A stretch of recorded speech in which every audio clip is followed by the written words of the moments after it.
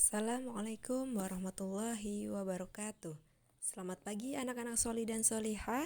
Bagaimana kabarnya hari ini? Semoga sehat dan selalu dalam lindungan Allah Subhanahu wa Ta'ala. Baiklah, hari ini kita akan belajar kembali di ruang belajar. Kita akan belajar tematik. Tema 1, indahnya kebersamaan. Subtema 3, bersyukur atas keragaman. Sebelum memulai pembelajaran, marilah bersama kita membaca basmalah. Bismillahirrahmanirrahim. Semoga Allah memberikan kemudahan dalam kita belajar hari ini. Baiklah anak-anak soli dan solihah, hari ini kita akan belajar muatan ilmu pengetahuan sosial atau IPS. Pada ilmu pengetahuan sosial, kita akan mempelajari 3 materi, yaitu masih mengenai keragaman. Yang pertama, keragaman makanan tradisional sebagai identitas bangsa Indonesia. Kemudian yang kedua yaitu keragaman permainan tradisional. Yang ketiga, keragaman rumah adat tradisional. Dan ketiganya merupakan identitas bangsa Indonesia. Baiklah, materi pertama yang akan kita pelajari yaitu keragaman makanan tradisional sebagai identitas bangsa Indonesia. Seperti yang kita ketahui, wilayah Indonesia terbentang dari Sabang sampai Merauke dan dihuni oleh berbagai suku bangsa. Dan setiap daerah di Indonesia pasti memiliki makanan tradisional atau makanan khas. Makanan-makanan khas dari setiap daerah memiliki keunikan dan kelezatan yang berbeda-beda. Berikut contoh makanan khas dari berbagai daerah.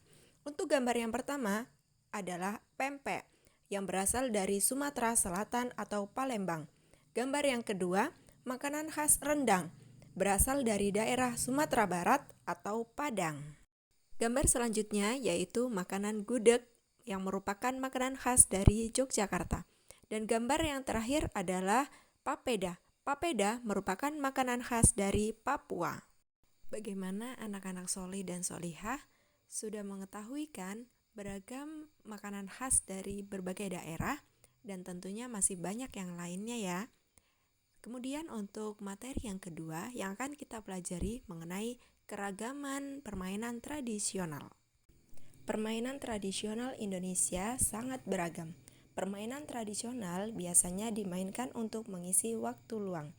Bermain bersama membuat kita belajar bekerja sama. Salah satu permainan tradisional di Indonesia yang cukup terkenal yaitu egrang dan congklak. Seperti pada gambar pertama itu adalah gambar permainan egrang. Egrang merupakan salah satu permainan tradisional yang berasal dari bahasa Lampung, yang artinya terompah pancung. Egrang terbuat dari bambu bulat yang panjang. Kemudian gambar yang kedua itu adalah congklak. Congklak merupakan salah satu permainan tradisional yang menjadi warisan budaya di Indonesia. Nama congklak tidak hanya dipakai di Sumatera, tetapi di Jawa pun ada yang menyebutnya sebagai congklak, ada yang menyebutnya congkak, dan ada juga yang menyebutnya dakon.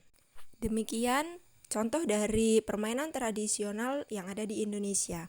Ananda semuanya pasti sudah tahu kan apa saja permainan tradisional selain yang sudah Ibu sebutkan.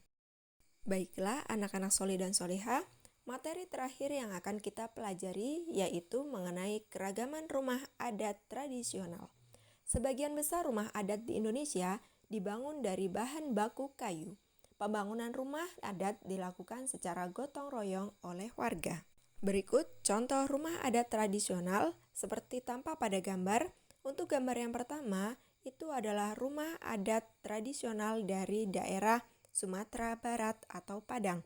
Nama dari rumah khas tersebut adalah rumah gadang. Sedangkan gambar yang kedua merupakan rumah adat tradisional dari daerah Papua.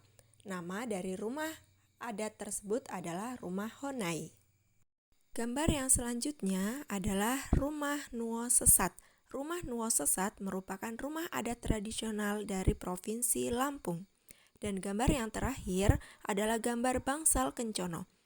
Rumah Bangsal Kencono merupakan rumah adat tradisional dari daerah Yogyakarta.